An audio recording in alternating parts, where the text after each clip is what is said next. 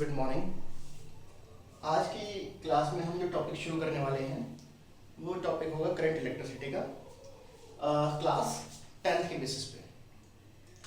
तो देखिए, जैसे सबसे पहले हम कहते हैं जैसे करंट इलेक्ट्रिसिटी, तो सबसे पहले हम जानते हैं कि करंट क्या है। ध्यान रखिए, मैंने यहाँ पे करंट लिखा है, मैंने इलेक्ट्रिक करंट नहीं लिखा है, मैंने लिखा है करंट। तो करंट क्या है? आपने बहुत सारे वर्ड्स कई बार सुने होंगे, जैसे ocean current, wind current etcetera. तो करंट का मतलब होता है something which is in flow, कुछ जो मोशन में है, फ्लो कर रहा है। ठीक है, तो करंट हम किसी भी चीज को कह सकते हैं जो कि मोशन में हो, तो उसको हम बोलते हैं करंट। तो जब हम इसके आगे एक वर्ड लगा देते हैं इलेक्ट्रिक करंट, तो ये क्या बन जाता है? ये फ्लो ऑफ चार्ज। ठीक है, हम सबको मालूम है चार्ज के बारे में, इसका मैंने एक डिटेल वीडियो पहले बनाया हुआ है, तो आप उसको देख सकते हैं। तो जब हम बात करते हैं इलेक्ट्रिक करंट की, तो इलेक्ट्रिक करंट में किसी चीज का फ्लो है, और वो फ्लो क्या है? It is a flow of charge. उसको हम कैसे समझे कि मेरे पास मान लीजिए एक कोई वायर है, कंडक्टर है, कुछ है, जिसके क्रॉस मैंने कोई सेल या बैटरी लगाई हुई है। अब इसमें मान लेते हैं कुछ इस तरह से इलेक्ट्रॉन्स हैं।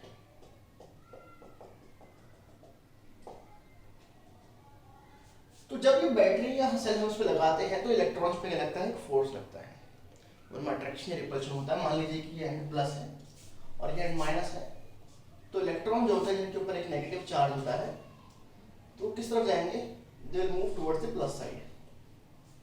ठीक है, और वो अपने साथ क्या कैरी करके ले जाते हैं? वो अपने साथ कैरी करके ले जाते हैं इलेक्ट्रिक चार्ज। अब मुझे पता कैसे चलेगा कि कितना चार्ज फ्लो हुआ in a given interval of time? तो उसका एक तरीका क्या है कि मैं अज्यूम कर लूं कि मेरे पास यहाँ पे एक कोई पर्टिकुलर एरिया है। ठीक है, आप इसको एक तरह का गेट समझिए, हम इसको क्या मानते हैं? एक तरह का गेट। एक मिनट रुकिए। ठीक है, हम इसको एक तरह का गेट मानते हैं।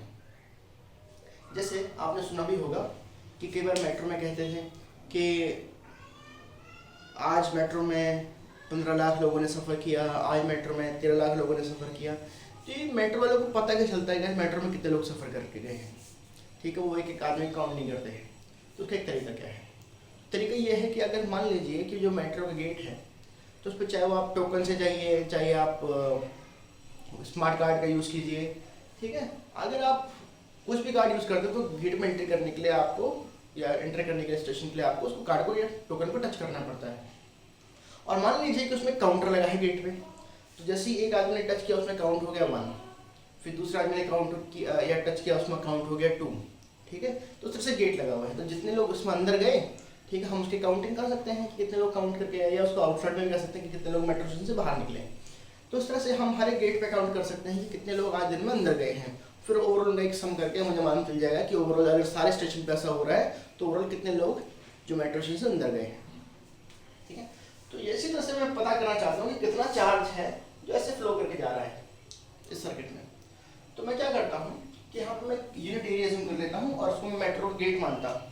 ठीक है, जहाँ पे काउंटर लगा हुआ है, तो जैसे कोई इलेक्ट्रॉन से क्रॉस करके जाएगा इट विल काउंट 1, फिर दूसरा गया था 2, तीसरा गया था 3, इस तरह से। तो जब हम करंट को डिफाइन करते हैं कि इलेक्ट्रिक करंट है क्या,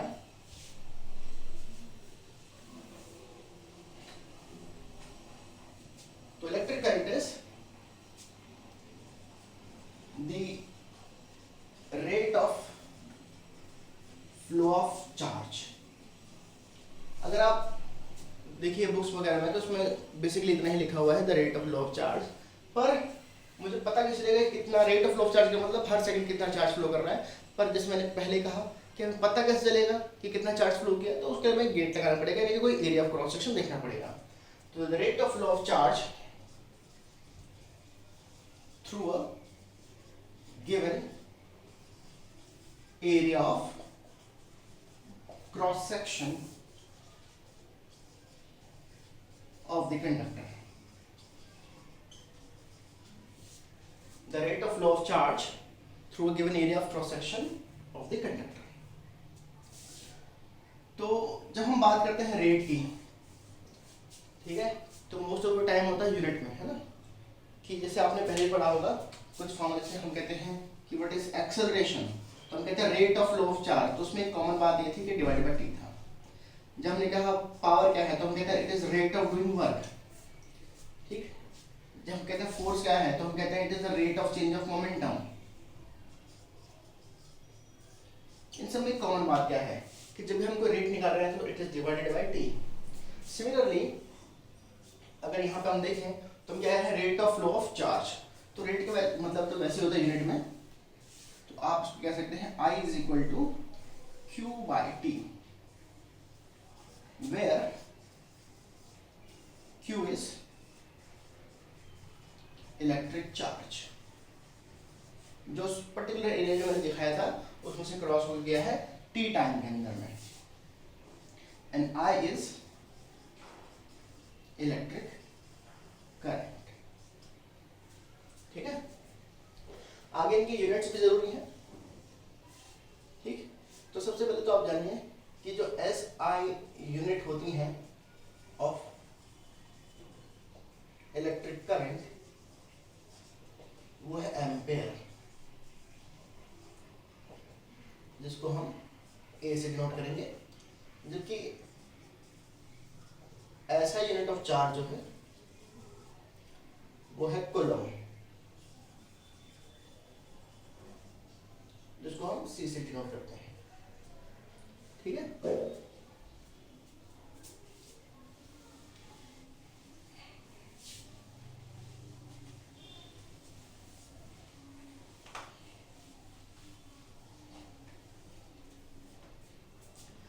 अब आगे देखिए,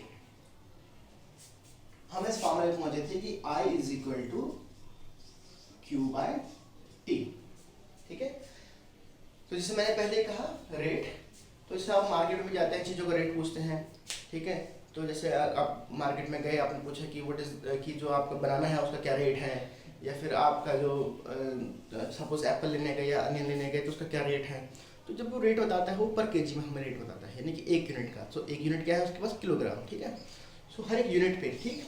तो सिमिलरली जब rate of flow of charge की बात करता हूँ, मतलब हम जानना चाहते हैं कि हर एक सेकंड में कितना चार्ज फ्लो कर रहा है। अच्छा, यहाँ पे चार्ज के बारे में क्या है जरूरी, हालांकि मैंने कहा बता चुका हूँ that Q is equal to NE, और राइट कैपिटल NE, ठीक। यहाँ पे N क्या होता है, N है नंबर ऑफ इलेक्ट्रॉन्स, और E क्या है, चार्ज ऑफ वन इलेक्ट्रॉन, और जो किसके बराबर होता है 1.6 इंटू 10⁻⁻19 कूलम्स के बराबर। आप चाहें तो यहाँ पे माइनस लिख सकते हैं, ठीक है, पर मैग्नीट्यूड वाइज अगर देखें तो प्लस होता है, ठीक। मैग्नीट्यूड हर किसी का प्लस होता है, तो कहते जितना चार्ज एक प्रोटॉन पे उतना चार्ज एक इलेक्ट्रॉन पे भी होगा। तो Q is equal to NE कैसे है, तो उसका बड़ा सिंपल सा एक्सप्लेनेशन आप इसमें देख सकते हैं कि अगर मान लो मेरे पास एक इलेक्ट्रॉन है तो उस पर कितना चार्ज आया 1.6 10⁻⁻19, इतना चार्ज उसके ऊपर है। अगर मेरे पास दो इलेक्ट्रॉन होंगे तो कितना चार्ज होगा, तो आंसर है 2 × 1.6 10⁻⁻19। अगर तीन इलेक्ट्रॉन है तो कितना चार्ज होगा 3 × 1.6 10⁻⁻19। और इस तरह से मेरे पास अगर n इलेक्ट्रॉन्स है तो कितना चार्ज होगा n × 1.6 10⁻⁻19, ठीक है। और जैसे मैंने बताया कि हम इसको E लिख सकते हैं, तो मेरे पास फॉर्मूला क्या है n, Q is equal to NE।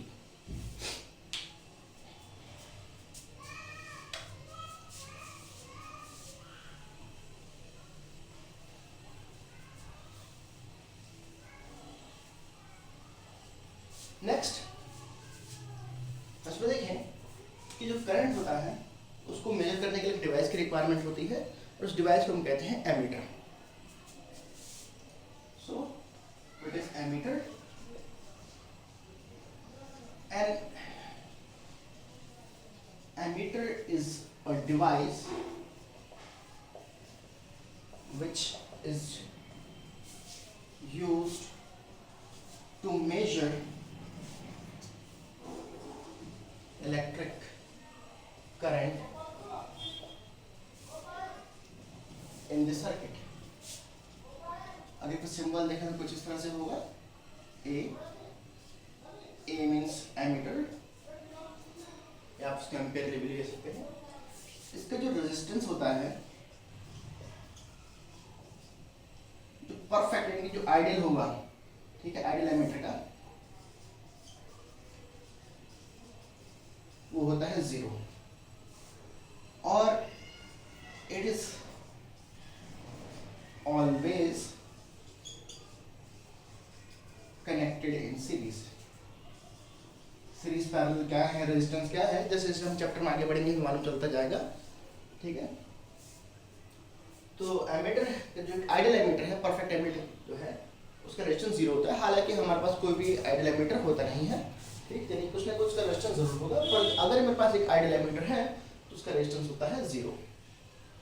और इसको हमेशा ही हम कैसे कनेक्ट करते हैं, सीरीज में कनेक्ट करते हैं। अच्छा देखिए एक एम्पियर के अलावा कई बार अगर मेरे पास जो है कोई छोटे सेल्स वगैरह हैं तो उसमें हम और भी छोटी यूनिट्स का इस्तेमाल कर सकते हैं। और जब हम लेबोरेटरी में इस्तेमाल करते हैं, ठीक है, तो वहाँ पर आपको देखने को मिलेगा कि कई बार हम बहुत छोटे छोटे या स्मॉल करंट को मेजर करते हैं। तो उसके लिए कुछ और यूनिट्स हैं। तो एक यूनिट है हमारे पास मिली एम्पियर। मिली एम्पियर, तो जो 1 मिली एम्पियर होता है वो 1/1000 पार्ट होता है एम्पियर का। So we can write it is 10⁻³ ampere. अगर हम कोई एग्जांपल देखें इसमें, तो सपोज लिखा है 3 मिली एम्पियर, तो हम इसको लिख सकते हैं 3 × 10⁻³ एम्पियर। एक होता है माइक्रो एम्पियर, ठीक है, उसका सिंबल है 1 and this micro which is new ampere, this is equal to 10⁻⁻6 ampere.